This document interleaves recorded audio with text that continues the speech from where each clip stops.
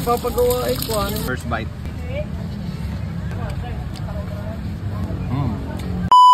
Natikman mo na ba ang masarap na chow rice dito sa bayan ng Lemery? Buhaghag na kanin na niluluto gamit nga ang wok. Dahil sa halagang 135 pesos nga ay matitikman mo na ang sinasabi nga nilang chow rice. Tulad na lang nitong chow katsu, chow garian with extra Shanghai, at chow pork chop with extra tocino, at 3 pirasong flavored wings. Kaya ano pang inaantay nyo? Sabay-sabay natin tikman na masarap na chow rice dito sa night market sa bayan ng Lemery. Okay guys, nandito tayo ngayon sa Lemery, Batangas, dito sa night market sa Lemery dahil meron dito nagse-serve ng chow pan rice, ayan mga chow pan meal. So dito niya matatagpuan kay Daddy Da. Ayan, big shoutout kay Daddy Da. Ayan, so napaka solid nito. Tapos meron din ditong chicken.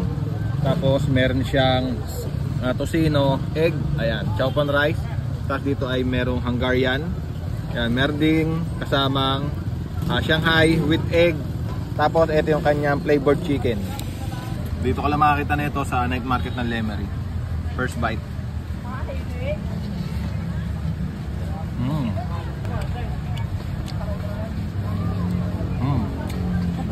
Kagandahan dito, buwaghag talaga yung rice niya. Hindi lang to yung unang beses na kumain ako dito kay Daddy Da. Kasi ang binabalikan ko talaga dito yung pagkabuwaghag ng rice niya. Saka yung budget meal, yung lasa, ayos. Tapos ito naman yung kanyang Hungarian. Ayan, Hungarian. Tapos meron siyang kasamang Shanghai. Tapos itong fried egg. Ayan. So tama yung anong fried egg. Talaga yung pinaka gusto ko dito. Diba? First bite.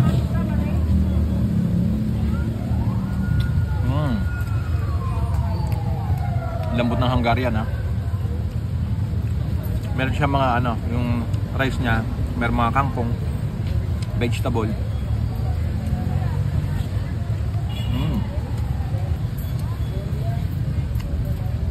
Hi.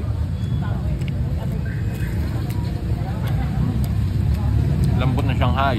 Pampain natin nyo, dito niya matatagpuan sa night market dito sa bayan ng Lemery. Sa may munisipyo lang yan ng Lemery. Sigano sila dito ng sa hapon. Okay na sila dito. So ang sarap dito. Pampain natin nyo. Punta na kayo. Go!